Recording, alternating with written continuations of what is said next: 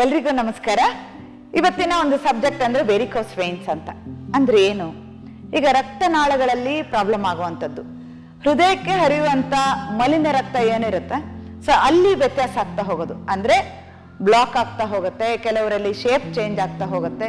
So ಇಂಥದ್ದು problem ಆದ್ರೆ ಬೇರೆ ಬೇರೆ ಆರ್ಗನ್ ಮೇಲೆ ಕೂಡ ಅಫೆಕ್ಟ್ ಆಗುವಂತ ಚಾನ್ಸಸ್ ತುಂಬಾನೇ ಇರುತ್ತೆ. ಫಸ್ಟ್ ಏನಾಗುತ್ತೆ ಅಂದ್ರೆ ನಿಮಗೆ ವೆಬ್ ತರ ಕಾಫ್ ಮಸಲ್ ಅಲ್ಲಿ ತೈಯಲ್ಲಿ ಕಾಣಿಸ್ತಾ ಹೋಗುತ್ತೆ ಈ ರೀತಿ.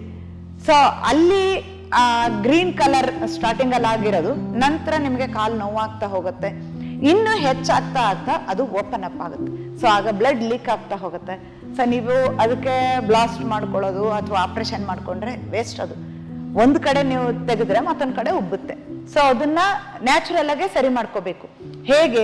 ಆ ನರಕ್ಕೆ ಶಕ್ತಿ ಬರೋ ಹಾಗೆ ಮಾಡಿದ್ರೆ ನಿಮ್ಗೆ ಆ ಒಂದು ಟ್ಯೂಬ್ ತರ ಇರುತ್ತಲ್ವ ವೇನ್ಸ್, ಅದು ಸ್ಟ್ರೈಟ್ ಆಗ್ತಾ ಹೋದ್ರೆ ಎಲ್ಲದೂ ಕರೆಕ್ಟ್ ಆಗ್ತಾ ಹೋಗುತ್ತೆ. ಅದಕ್ಕೆ ಸ್ಟ್ರೆಚ್ ಆಗುವಂತ ಕೆಲವೊಂದು ಪರ್ಟಿಕ್ಯುಲರ್ ಎಕ್ಸಸೈಸ್ ಬೇಕಾಗುತ್ತೆ. ಪ್ರಾಣಾಯಾಮ, ಮುದ್ರಾ, ಈ ರೀತಿ ಕಾಂಬಿನೇಷನ್ ಮಾಡ್ಕೋಬೇಕು. ಹಾಗೇನೆ ಪ್ರಾಣಶಕ್ತಿ ಜಾಗೃತಿಲಿ ಮೂಲಾಧಾರ ಚಕ್ರ, ಸೊ ಅದನ್ನ ಸರಿ ಮಾಡ್ಬೇಕು. ಮತ್ತೆ ಅನಾಹತ ಚಕ್ರ, ಸೊ ಅಲ್ಲಿ ಸೌಂಡ್ ವೈಬ್ರೇಷನ್ ನ ಕೊಟ್ಟು ಸರಿ ಮಾಡ್ತಾ ಹೋಗ್ಬೇಕು.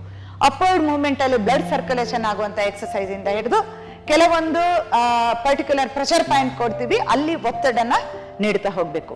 ಇಂಥದ್ದೆಲ್ಲ ಮಾಡ್ಬೇಕು ವಿನಃ ನೀವು ಬೇರೆ ಇನ್ನೇನೋ ಮಾಡೋದು, ಅದಕ್ಕೆಲ್ಲ ಟ್ಯಾಬ್ಲೆಟ್ಸ್ ಎಲ್ಲ ಇರೋದಿಲ್ಲ. ಏನೇನೋ ಮಾಡಿದ್ರೆ ಅದು ಇನ್ನೇನೋ ಆಗಿ ತೊಂದರೆ ಆಗೇ ಆಗತ್ತಲ್ವಾ. ಸೊ ಅದಕ್ಕೆ ನಿಮಗೆ ಬೇಕಾಗಿರೋದು ಪಾರಂಪರಿಕ ವೈದ್ಯ ಪದ್ಧತಿ.